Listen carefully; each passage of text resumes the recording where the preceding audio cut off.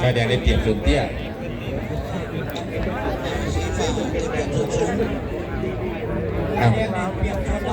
ครับ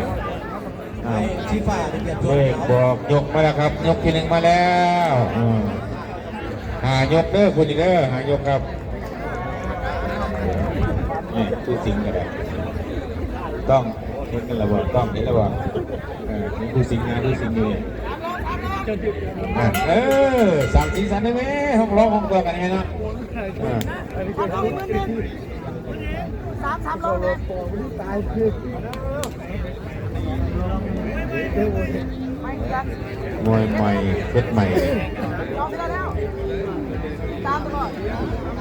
เข้าเรียกแม่ซ้อมเดี๋ยวมีสีสันต้องมองต่อห้องร้องกันครับสีสันเราดูที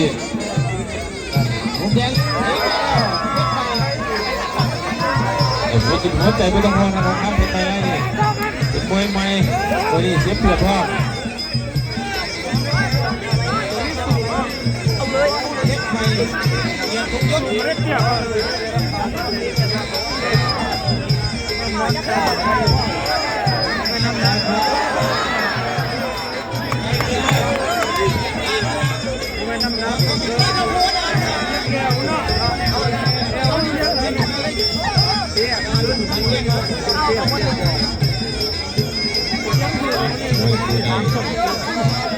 แดงบอกว่าอยู่นอกเสียเปรียบตัวเล็ก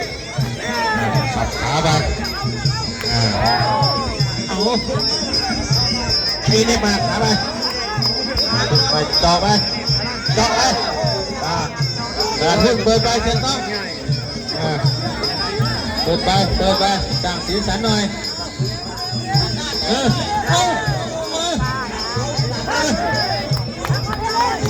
ประกอบความยืนดูบนธรรมดาละหักขโมยดูการยืนมวยไล่แขนหักมาดันผลแยกมา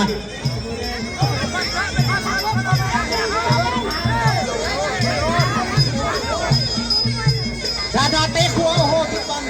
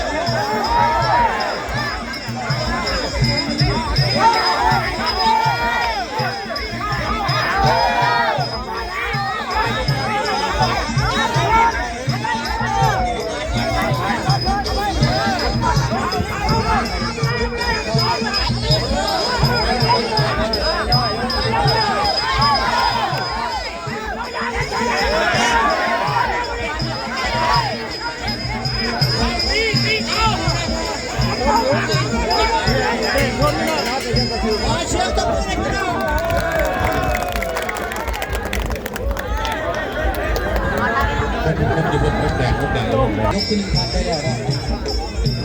ไปบอลตัวที่2มาแล้วได้แต่ครับนี่นะเดี๋ยวไม่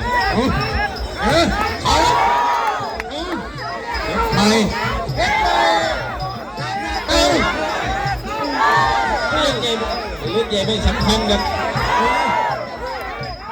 ไป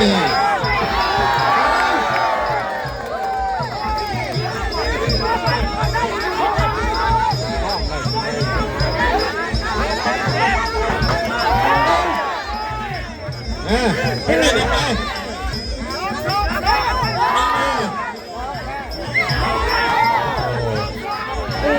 ก็ดูเดือดคู่นี่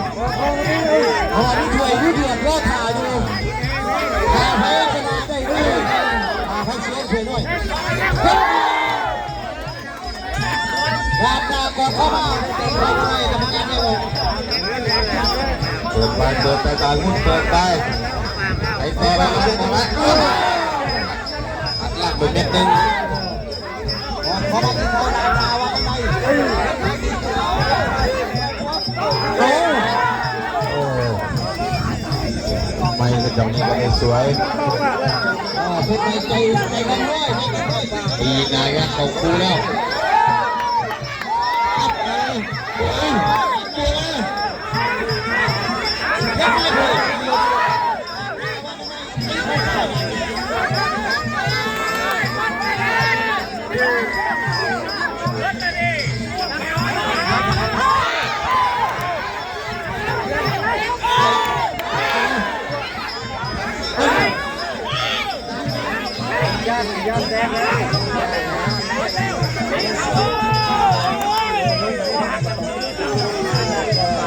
โอ้ดูเดือดดูนี่เปิดเกมเลย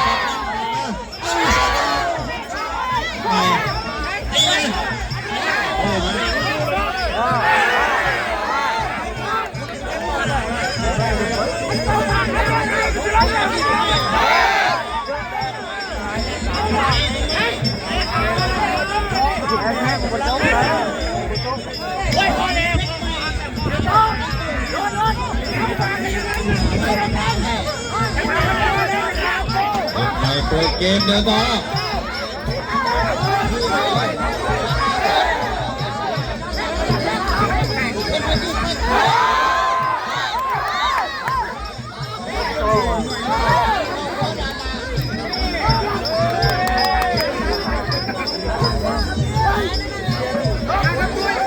เห็นแล้ว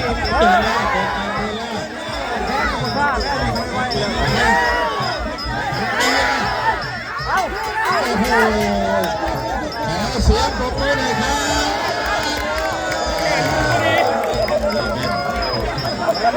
เด็กใหม่รายนี้เป็น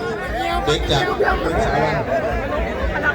มาจากพันสวรรค์แต่ไปเลี้ยงไว้อยู่กับผู้ใหญ่ไก่เดนูนครพนมนะครับยินดีด้วย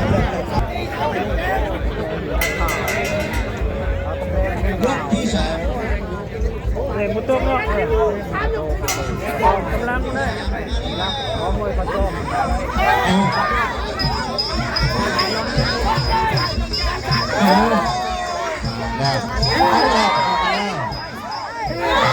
สู้ไหมล่ะ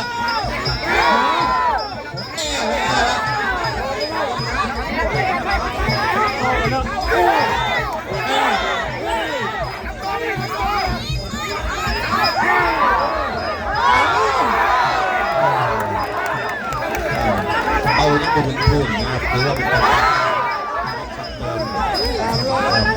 เอาเป็นพูดเอาอาวุธก็ได้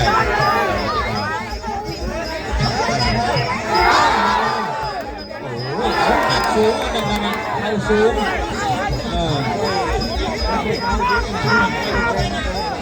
ไอ้เลยโอ้โหสูสี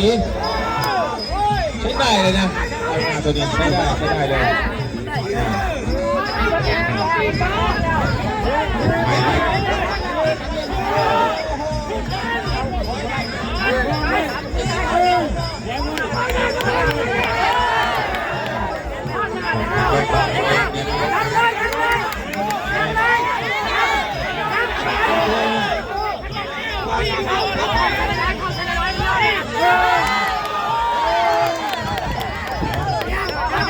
เป็นรุ่นละให้กันเอา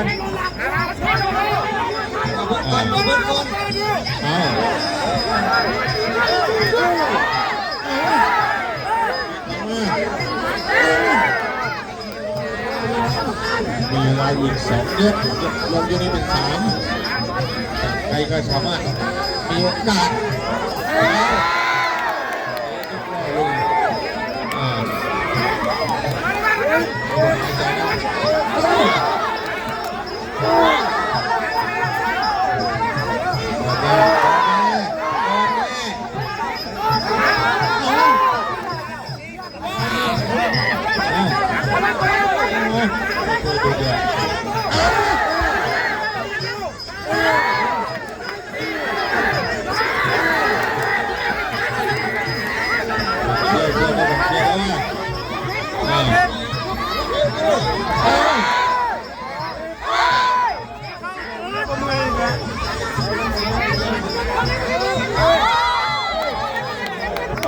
เรียกไปดูกันแล้ว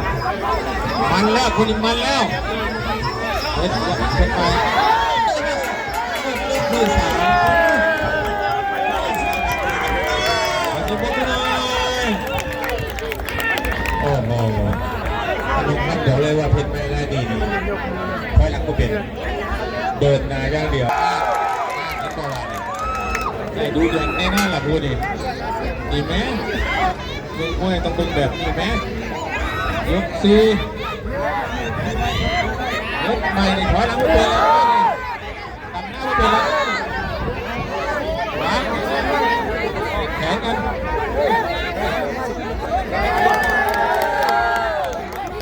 ลุกแล้ว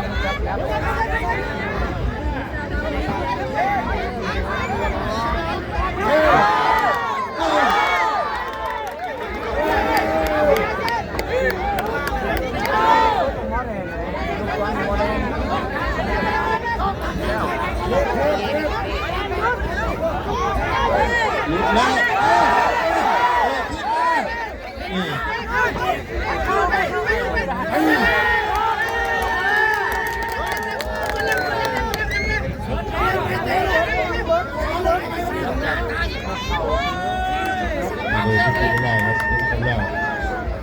เดี๋ยวนั้นประกาศครับเซฟนักมวยป้องกันว่าให้ส่วนพวกไปฟาดตากันฉีดไป500,000เลยเด้อชนะเอาไปได้500,000ได้แต่ไม่ต้องมาฉีดนะของจริงนี่นะดู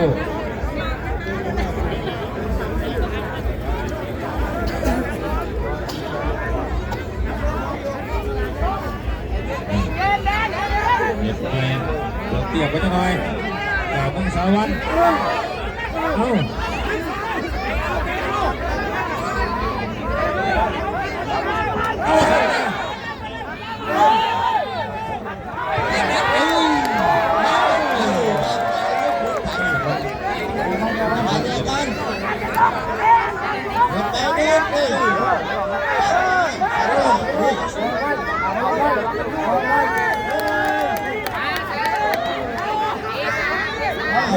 อาวุธมัน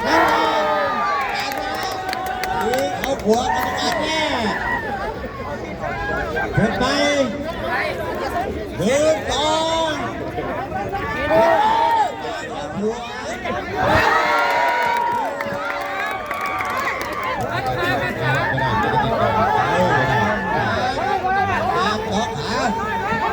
ดินไปเดินหัวล็อกหัวอันแน่สุดเห็นไหมเด็กอ่ะหัวจบกับอันแน่สุดสุดต่อเดินอย่างเดียวเห็นไหม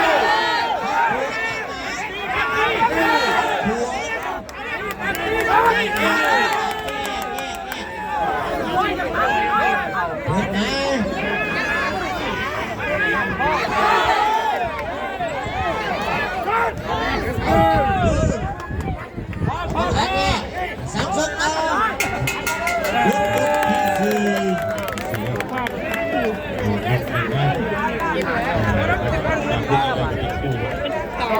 สุดท้าย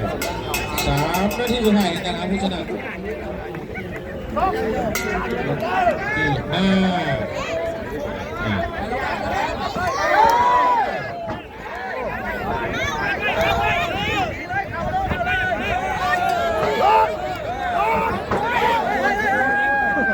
ละ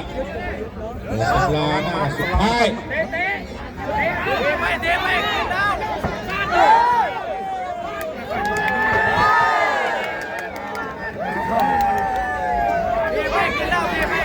เต็มที่แล้วเป็นไงนะของเกม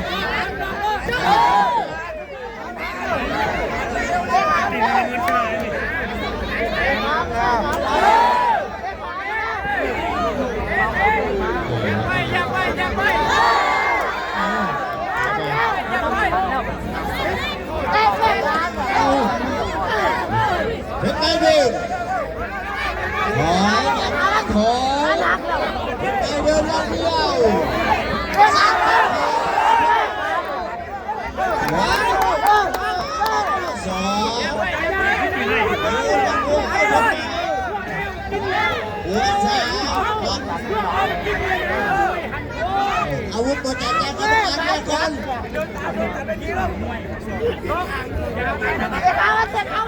ขึ้นไปเดิน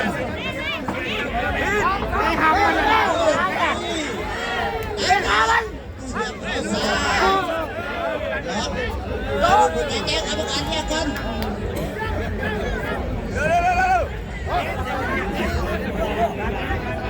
มาจะไปขึ้นไป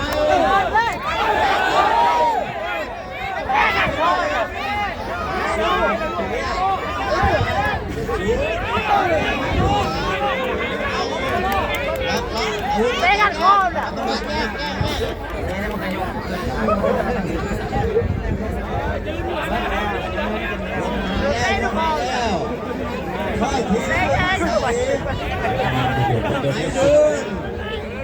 นี่สุด